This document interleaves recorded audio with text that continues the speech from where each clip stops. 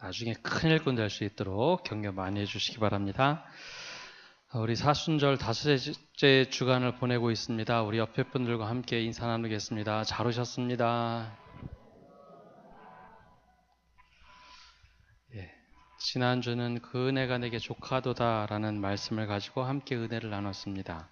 우리 지난주 말씀 한번 다시 보고 오늘 말씀 들어가겠습니다. 고린도 후서 12장 9절 말씀에 나는 나에게 이르시기를 내 은혜가 내게 족하도다. 이는 내 능력이 약한 데서 온전하여 짐이라 하신지라. 그러므로 도리어 크게 기뻐함으로 나의 여러 약한 것들에 대하여 자랑하리니 이는 그리스도의 능력이 내게 머물게 하려 함이라. 이 사도 바울의 고백, 이것을 가지고 함께 말씀을 나눴습니다. 기도하면서 하나님께 응답을 받았던 사도 바울은 이렇게 고백을 하죠. 내 은혜가 내게 족하다. 바울의 입장으로 보면 주님의 은혜가 내게 족하도다 라는 고백을 하며 이야기를 합니다. 바울이 깨달은 은혜가 무엇일까? 지난주에 첫 번째가 하나님의 은혜를 깨닫는 시간은 인생의 한계를 체험할 때다라고 나누었습니다.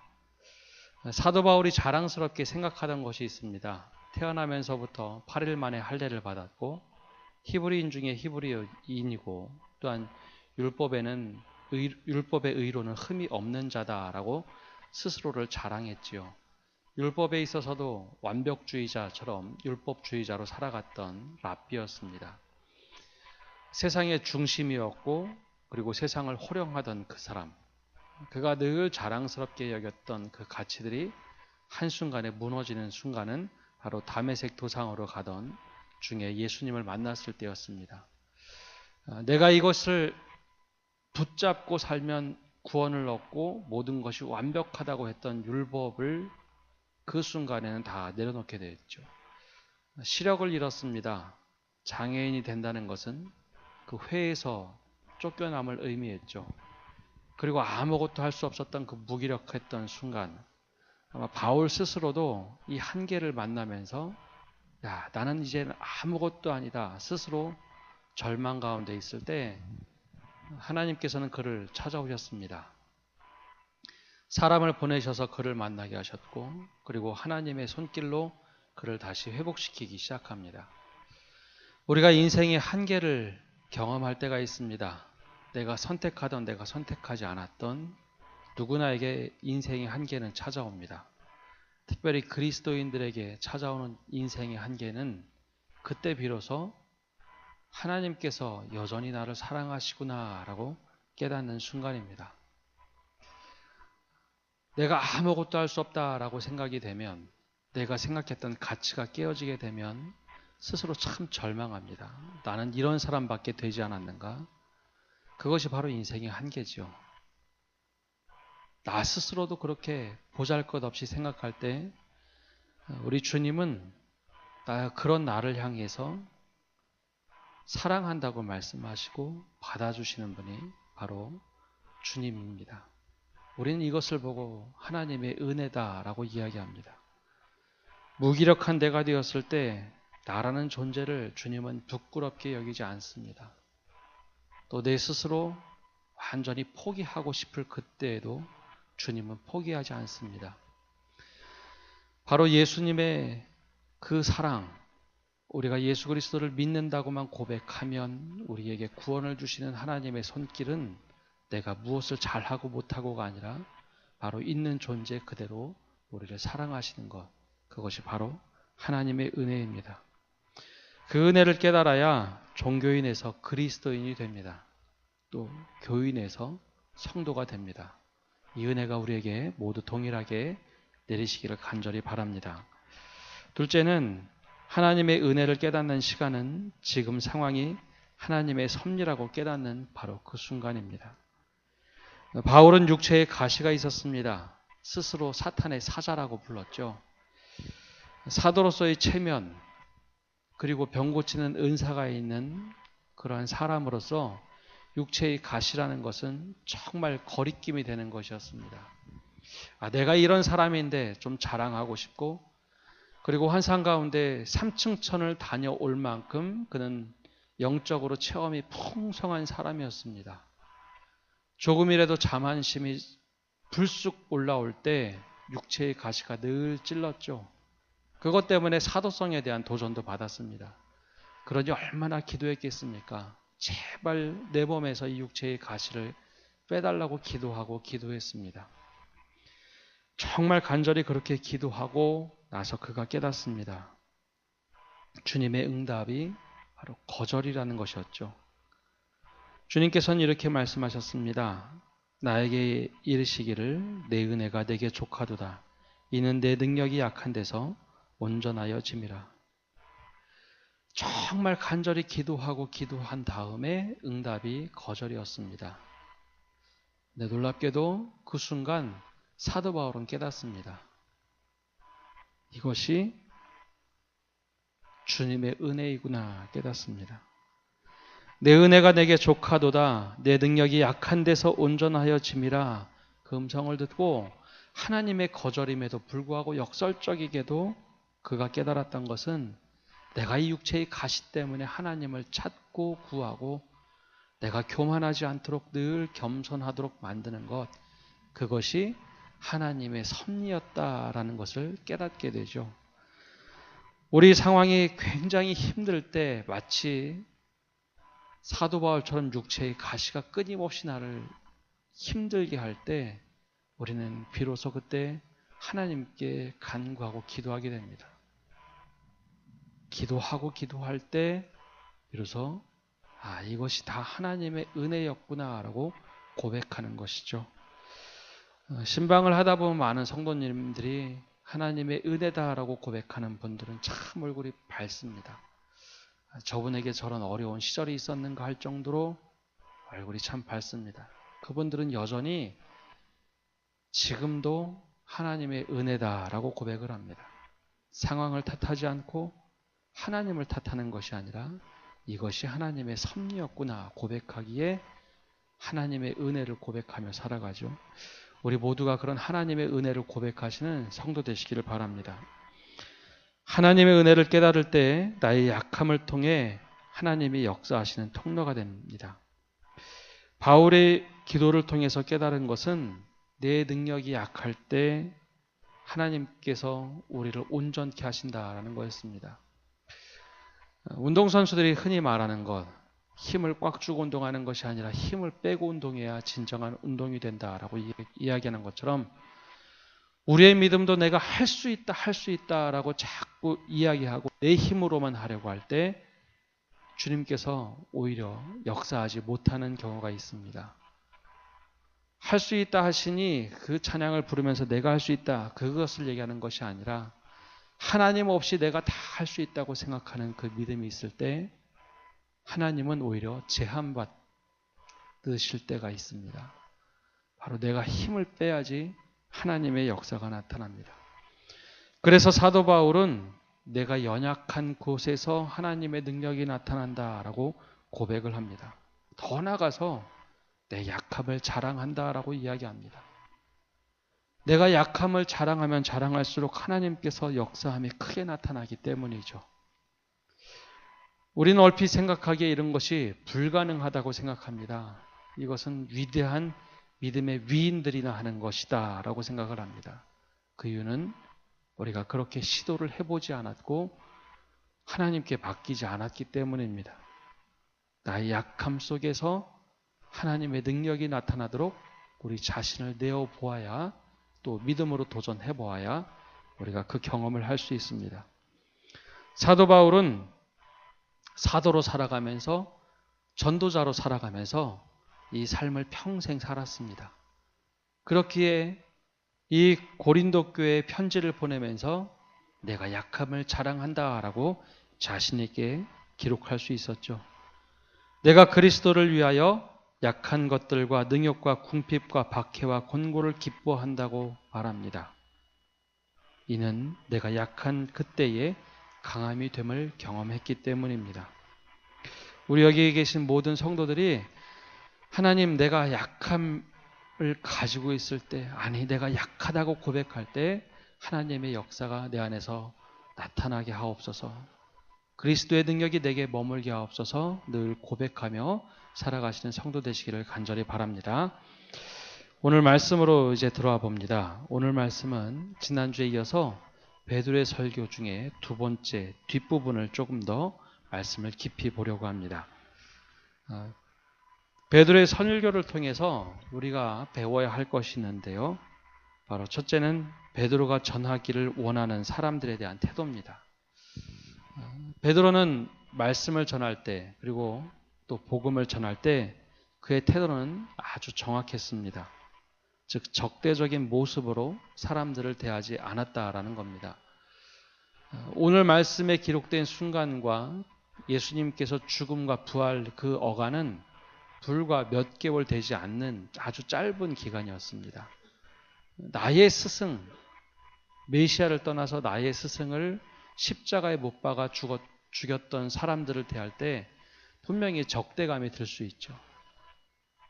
그리고 지금은 성령이 임하고 수많은 사람들이 교회로 몰려오고 수많은 능력이 나타날 때입니다. 따라서 전체적인 힘이 베드로에게 막 쏠릴 때입니다.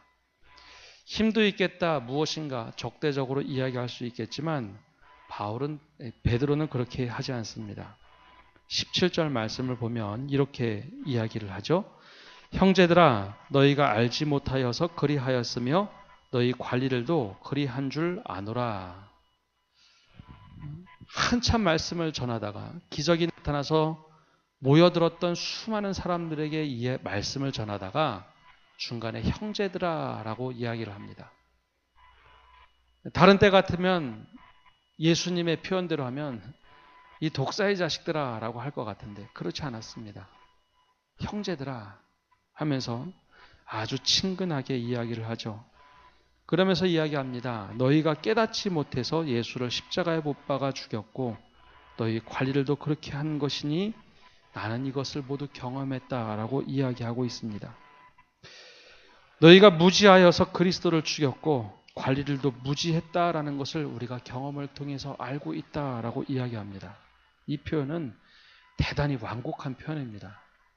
너희가 메시아를 죽여서 너희가 죄인이다라는 표현보다 훨씬 더 완곡한 표현이죠. 베드로는 이 수많은 사람들을 향해서 형제들이라고 부릅니다. 사실 같은 유대 민족이기에 형제들이라 부르는 것은 그렇게 어려운 일이 아닙니다. 그러나 지금 그 자리에 서 있던 사람들은 바로 성난 군중이 되어서 우리가 다음 주면 고난주간을 보내는 것처럼 일주일어간의 환한 성난 사람으로 변해서 예수님을 십자가에 달아 죽였던 사람들입니다. 그럼에도 불구하고 그들을 향해서 형제들아라고 이야기하며 그들을 품습니다. 물론 유대인들의 죄에 대한 분명한 깨달음을 가르쳐 주고 죄에 대한 이야기를 말하지만 대단히 공손하면서도 안타까움이 묻어나는 표현을 하죠. 누군가가 잘못을 했을 때 어떻게 이야기하는가, 마음에 내가 어떻게 마음을 품고 이야기하는 것에 따라서 사람들의 반응이 다르게 나타납니다.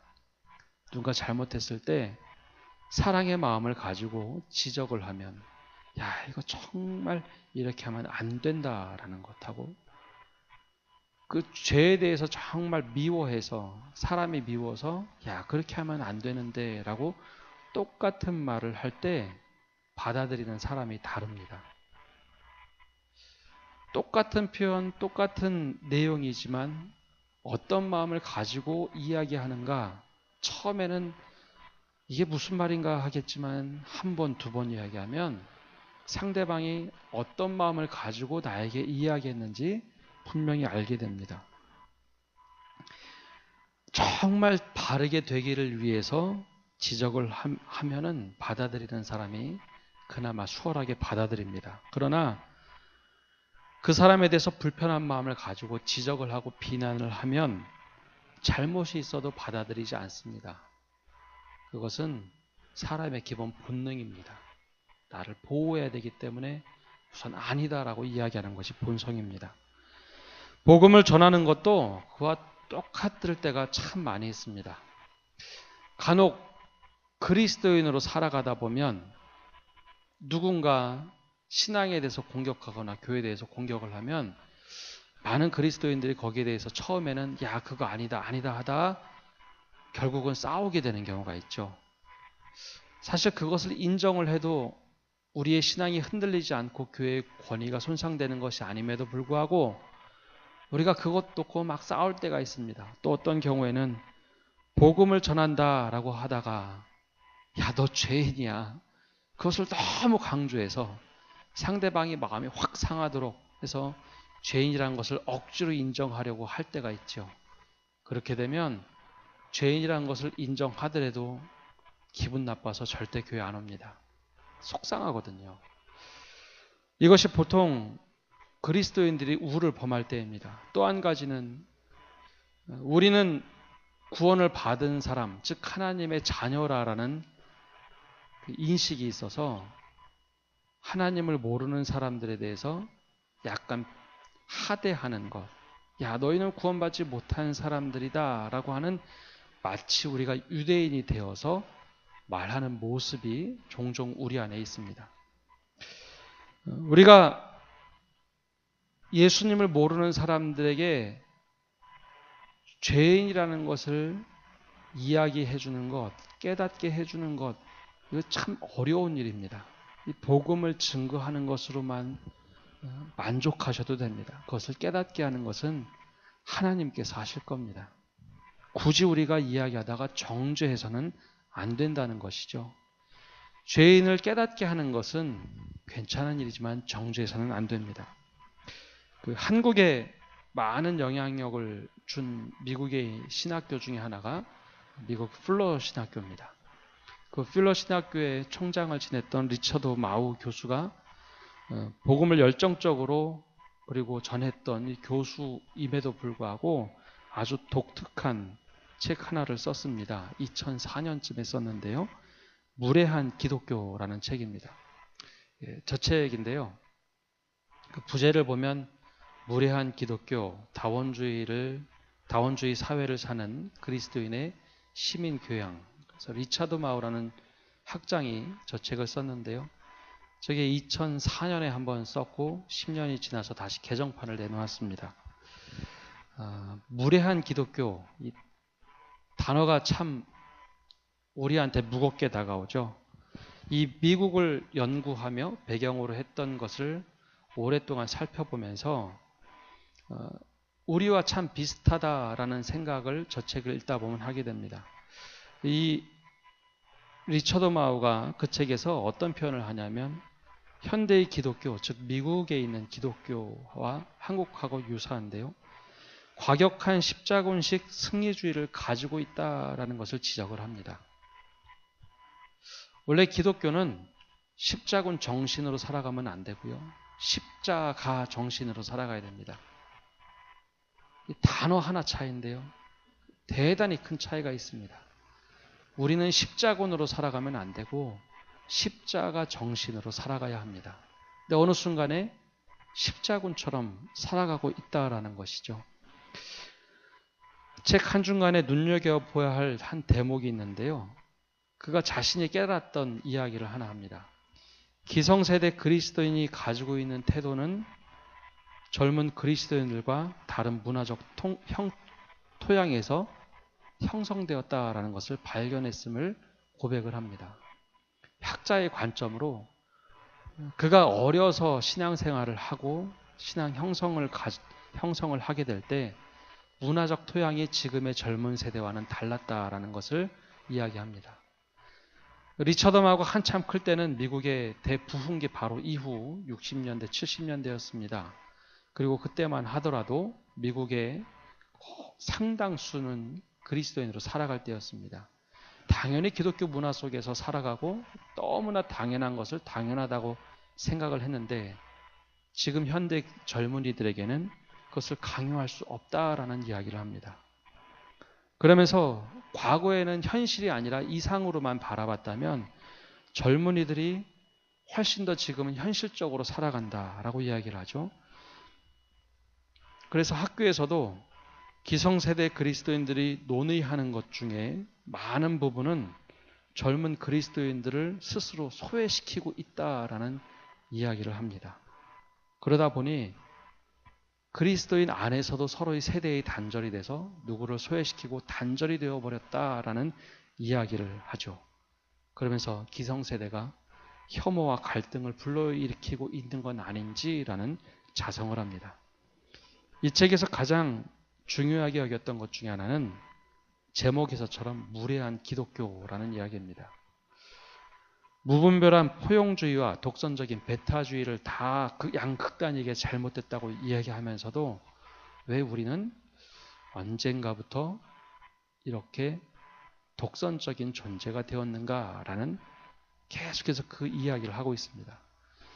그러면서 복음을 전하더라도 공손하게 또 겸손하게, 그렇다고 확신에 흔들려서는 안 되고 굳건한 확신을 갖되 겸손하고 공손하게 복음을 전하자라는 이야기를 합니다. 복음의 원칙에 위해서 선한 영향력을 어떻게 주어야 하는가, 이 책에서는 이야기를 하고 있죠. 오늘 말씀의 베드로의 태도를 보면 리처드 마우가 제시한 선한 영향력의 방향을 가지고 베드로가 복음을 전하고 있다라는 겁니다. 전혀 무례하지 않으면서도 복음이 훼손되지 않도록 균형을 맞추어 말씀을 전하고 있다는 겁니다. 우리가 이 모습을 좀 배워야 합니다.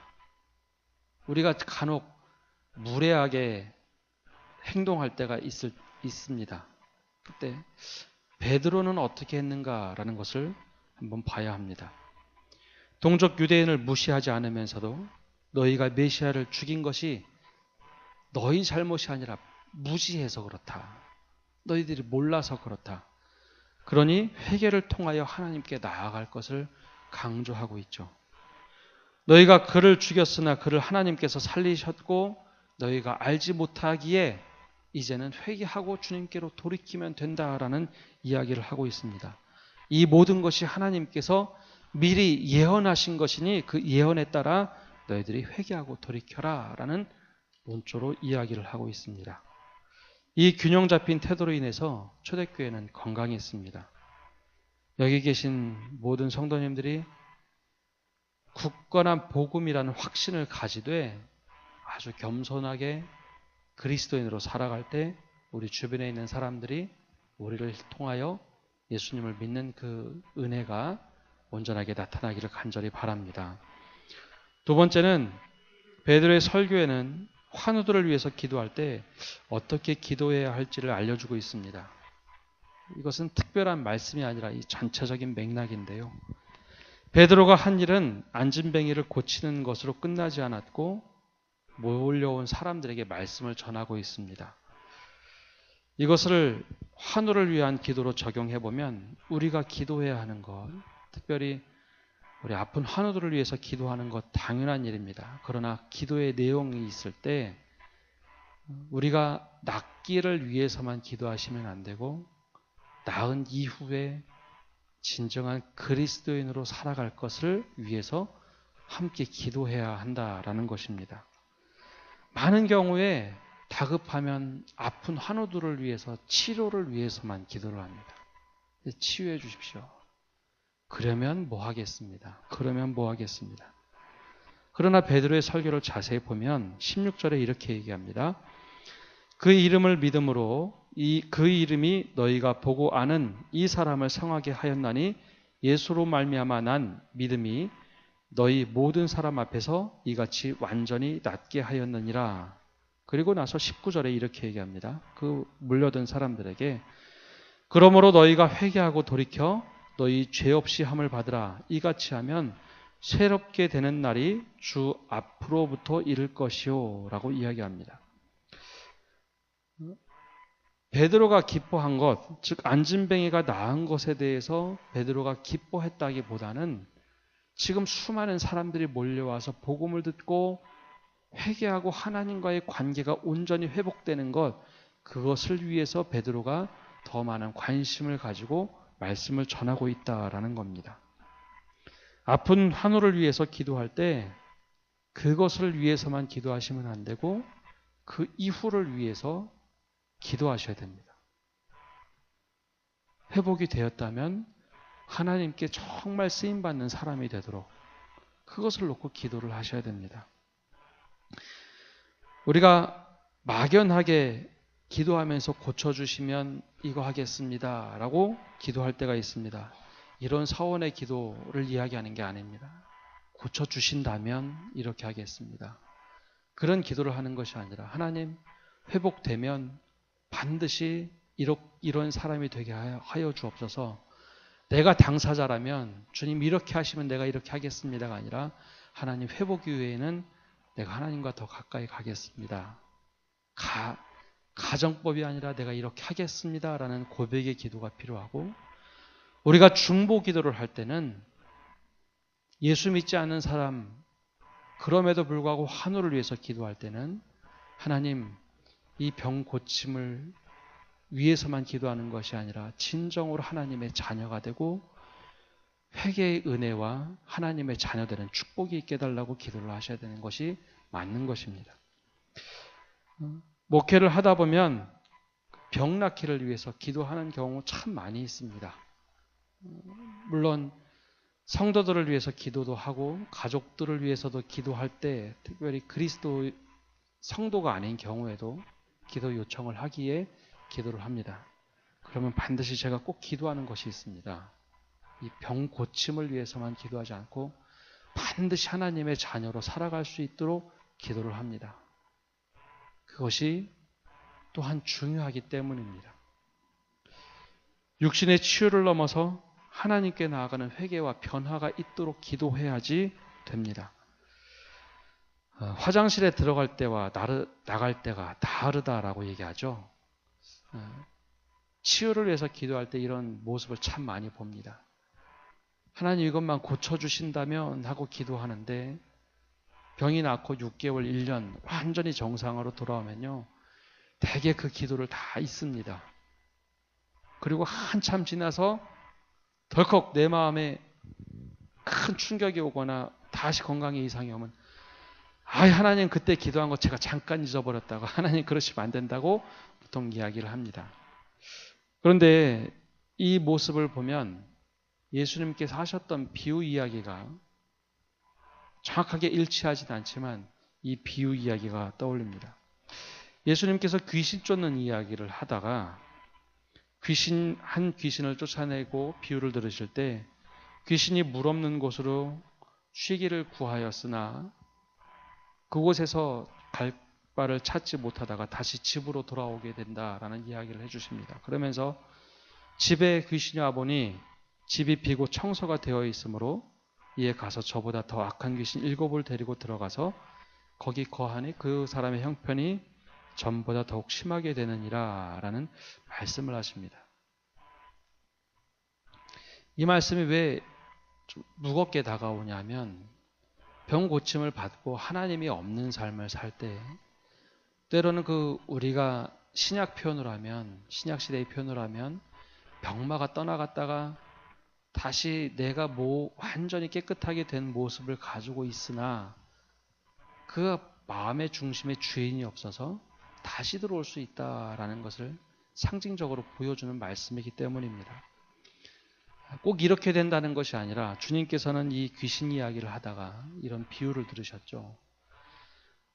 병고침에 그것의 목적만 두면 때론 우리의 믿음이 변질이 될 때가 있습니다. 베드로는 그것을 위해서 기도하지 않습니다. 또 사도들도 자세히 보시면 사도행전 역사를 보면 병고침을 위해서만 기도하는 것이 아니라 그가 하나님과 관계가 회복되는 것을 위해서 늘 기도하고 있다는 것을 늘 기억하셔야 됩니다. 그래야 그 환우들이 회복되고 나서 하나님과의 관계가 온전해질 수 있습니다. 영적 빈 공간을 채우지 못하면 오히려 건강한 모습이 때로는 영혼을 망치는 경우도 있다라는 것을 보기 때문입니다. 그래서 우리가 기도할 때 늘 아픈 환우들을 위해서 그 병을 위해서만 기도하는 것이 아니라 그 영혼을 위해서 기도하고 하나님과의 관계가 온전히 회복되도록 반드시 기도해야 합니다. 마지막으로 베드로가 말씀을 전할 때 회개함으로 주어지는 축복 3가지 은총을 이야기하고 있습니다.